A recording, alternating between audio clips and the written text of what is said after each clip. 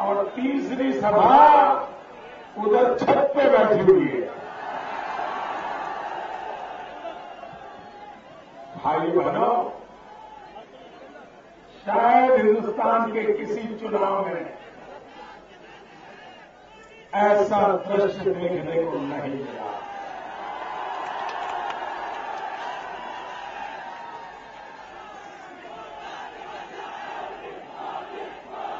ये चमचमाती धूप में चमड़ी चीज ने ऐसी इस धूप में मेरे मध्य प्रदेश के भाई बहनों, मेरे रतलाम के भाई बहनों, आप जो प्रेम वर्षा कर रहे हो,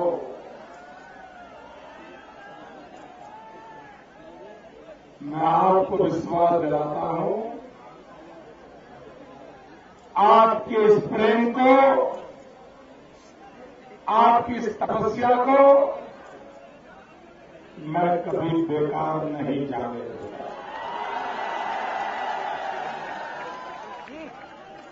भाई बहनों,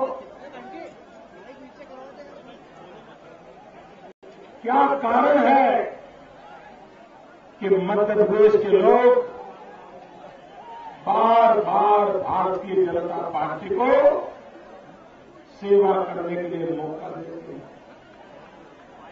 क्या कारण है कि गुजरात के लोग बार बार भारतीय जनता पार्टी को सेवा करने का अवसर देते हैं?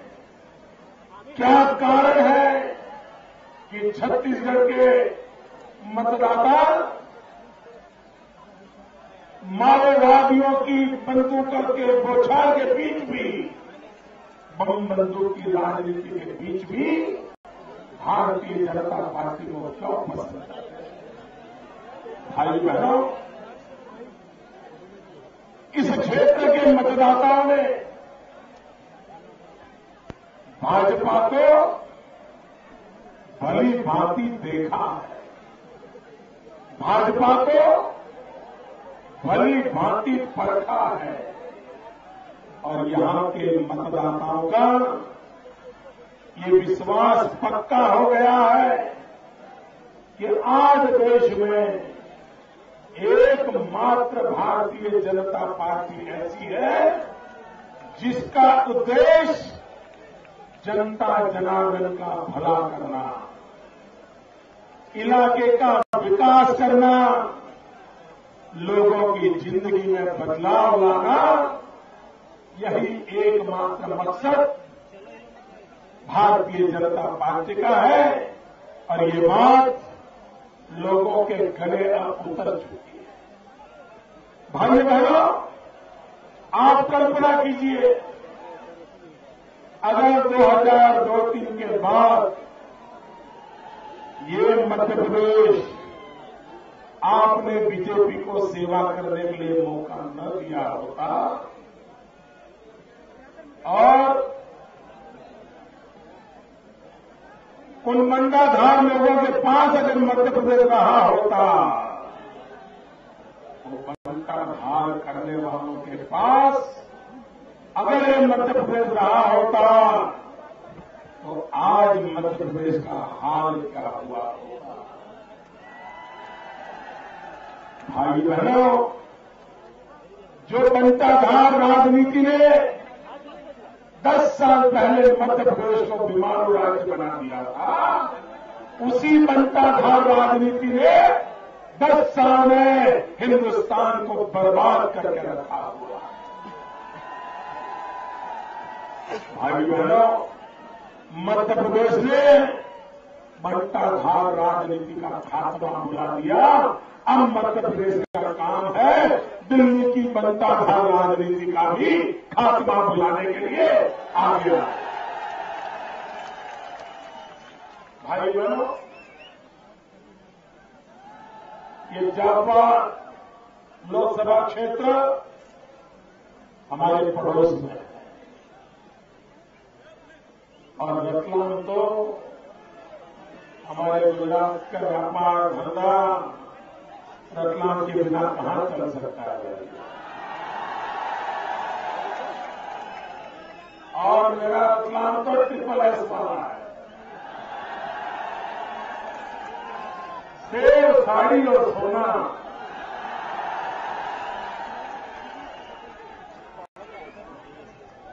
भाई बहनों, कभी रेलवे में सफर करते थे, रात को 12 बजे क्यों न रतलाम स्टेशन आ जाए, सुबह 4 बजे आ जाए, तो रतलाम की सेब खाए बिना आगे रह जाए। भाई बहनों, जो रतलाम की सेब खाता है ना, वो सिर्फ रतलाम की सेब नहीं खाता है, वो रतलाम का नमक भी खाता है। और इसलिए भाई बहनों, मेरी इस बार जापा लोकसभा के मतदाताओं को प्रार्थना है, विशेष प्रार्थना है, अब इतिहास को बदल दीजिए।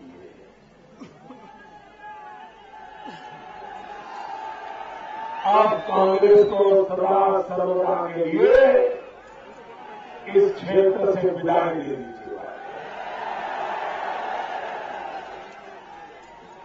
अब लोकसभा में भाई बहनों,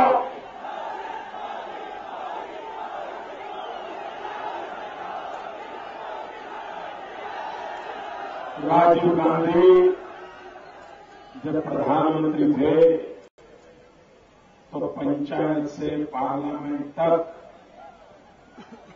कांग्रेस का ही शासन था। हम भाजपा वाले तो कहीं नजर नहीं आते, जहां देखो सिर्फ कांग्रेस ही कांग्रेस। पंचायत में भी कांग्रेस, नगर पालिका में कांग्रेस, महानगर पालिका में कांग्रेस, जिला पंचायत में कांग्रेस, राज्यों में कांग्रेस, दिल्ली में कांग्रेस, पंचायत से पार्लियामेंट तक राजीव गांधी के जमाने में कांग्रेस का एक झंडा फहराता था। ऊपर से नीचे तक एक ही पार्टी थी। और उस समय जब भाजपा वाले कहीं नहीं थे, तब राजीव गांधी ने एक बार कहा था कि दिल्ली से 1 रुपया निकलता है, गांव में जाते जाते 15 पैसा हो जाता है।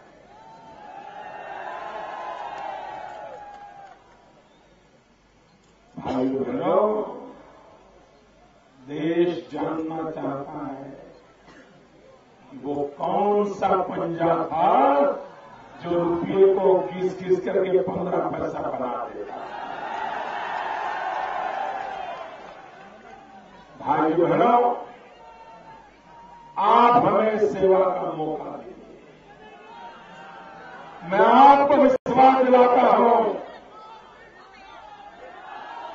आपको विश्वास दिलाता हूं, हिंदुस्तान की तिजोरी पर इस देश के गरीबों का अधिकार है, इस देश के आदिवासियों का अधिकार है, इस देश के दलितों का अधिकार है, इस देश के पीड़ितों शोषितों का अधिकार है।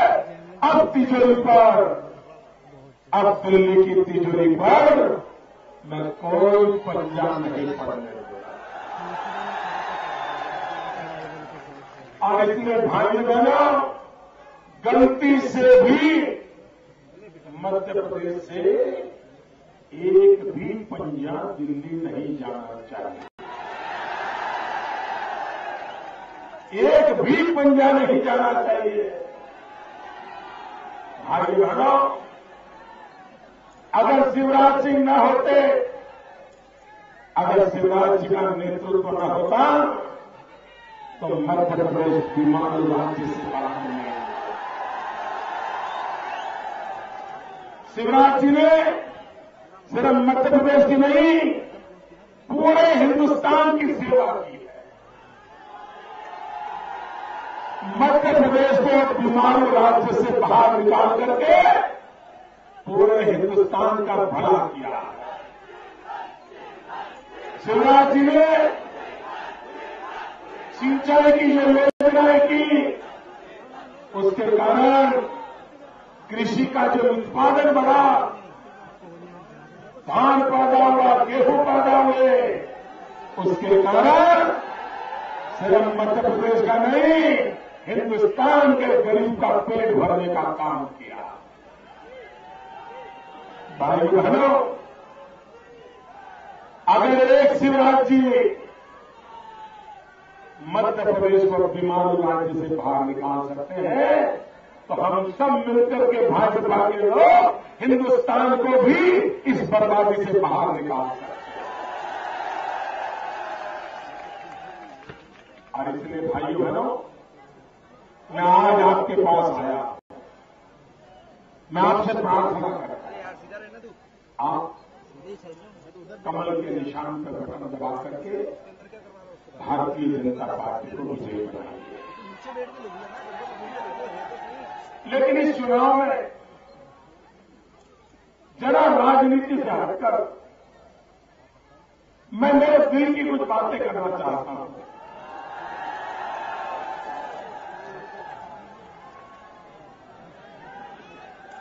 खास करके मैं इस रतलाम की धरती से हिंदुस्तान के नौजवानों से बात करना चाहता हूं।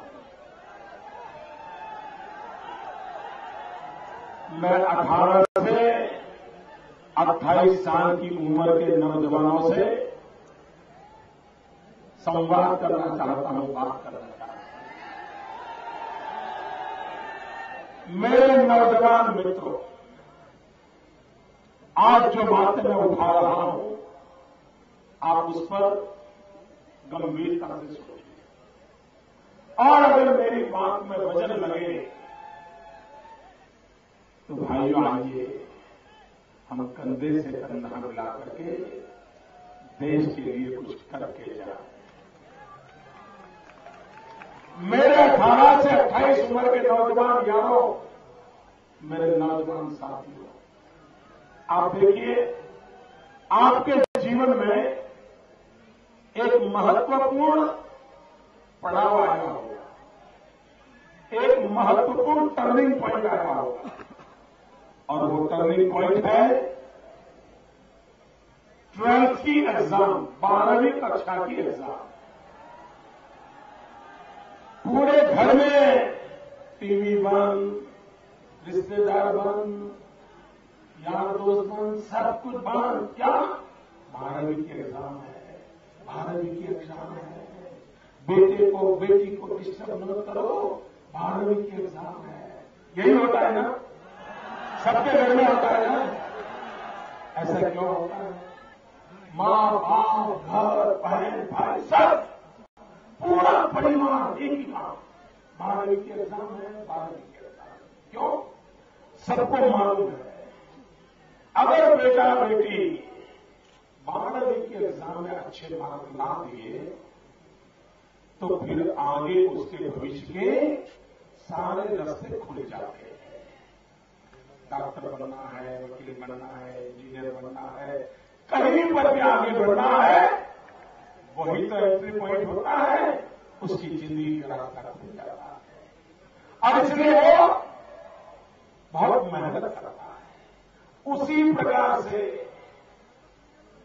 18 से 28 की जो उम्र है, जैसे विद्यार्थी जीवन में 12वीं की एग्जाम विद्यार्थी और परिवार और स्कूल सबके लिए महत्वपूर्ण है, वैसे आपकी पूरी जिंदगी के चक्र के लिए, आप 100 साल जिंदा रहने वाले हो तो भी 18 से 28 की आपकी उम्र अमूल्य समय होता है। इस 18 से 28 साल की उम्र में अगर आपका एक दिन भी खराब हो गया, आपकी जिंदगी अटक जाती है, आपके सपने रौन दिए जाते हैं। 18 से 28 साल की उम्र में किसी भी नौजवान की जिंदगी की एक पल भी बर्बाद नहीं होनी चाहिए। यह उसके जीवन का गोल्डन पीरियड होता है। वो जिंदगी के सारे निर्णय 18 से 28 में करता है। भाइयों बहनों, इसी कालखंड में अगर दिल्ली में निकम्मी सरकार होगी तो आपके 18 से 28 का क्या होगा? मुझे बताइए, आपको कोई बचा सकेगा? आपकी जिंदगी बचेगी? और उसके बाद क्या करोगे भाई? किसके भरोसे जियोगे? कहां जाओगे? बुढ़ापे तक अपने आप को कोसते रहोगे। और इसलिए भाई बहनों, 70 साल के बुजुर्ग के जिंदगी में अगर 5 साल बिगड़ जाते हैं तो ज्यादा फर्क नहीं पड़ता है। 60 साल के रिटायर्ड व्यक्ति के जिंदगी में 5 साल बिगड़ जाते हैं, जिंदगी में कोई फर्क नहीं पड़ता। लेकिन 18 से 28 साल के नौजवान के जीवन में 5 दिन भी बिगड़ जाए तो उसकी पूरी जिंदगी तबाह हो जाती है। और इसलिए मेरे भाई बहनों, 18 से 28 साल के लोगों के लिए ये चुनाव उनकी पूरी जिंदगी की मजबूत नींव रखने वाला चुनाव है।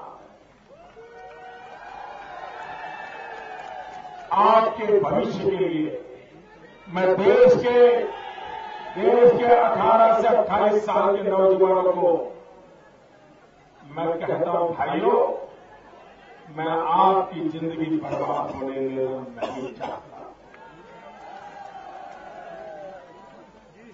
देश के करोड़ों नौजवानों की जिंदगी फले फूले अपने सपनों को साकार करे, ऐसा हिंदुस्तान बनाने की जरूरत है।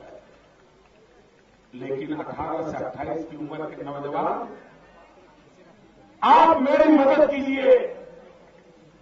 दिल्ली में सरकार का जाना तय है, इसकी चिंता छोड़ दीजिए, वो बचने वाले नहीं है।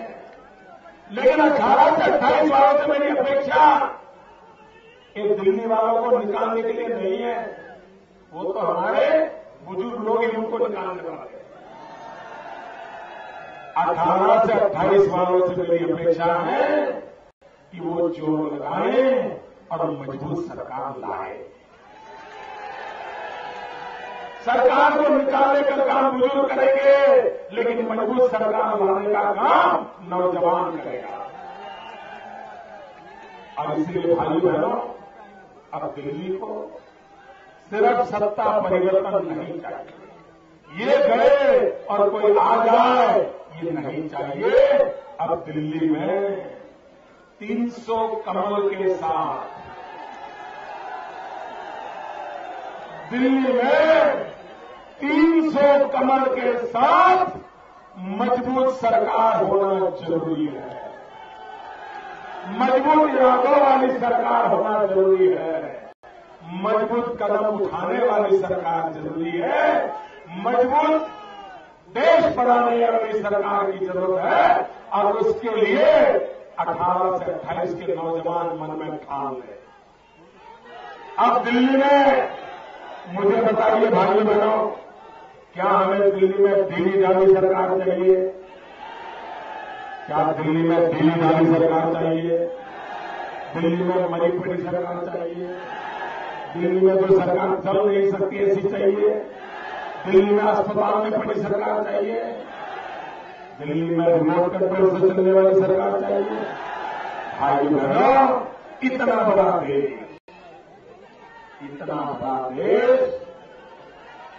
मजबूत सरकार के बिना नहीं चल सकता। मजबूत सरकार के बिना नहीं चल सकता है।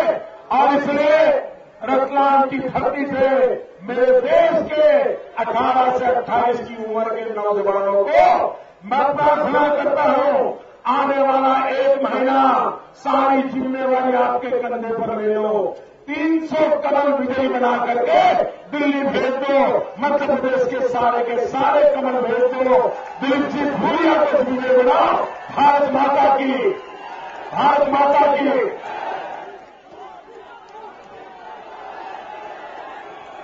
आवाज जिले के महामंत्री प्रदीप जी उपाध्याय।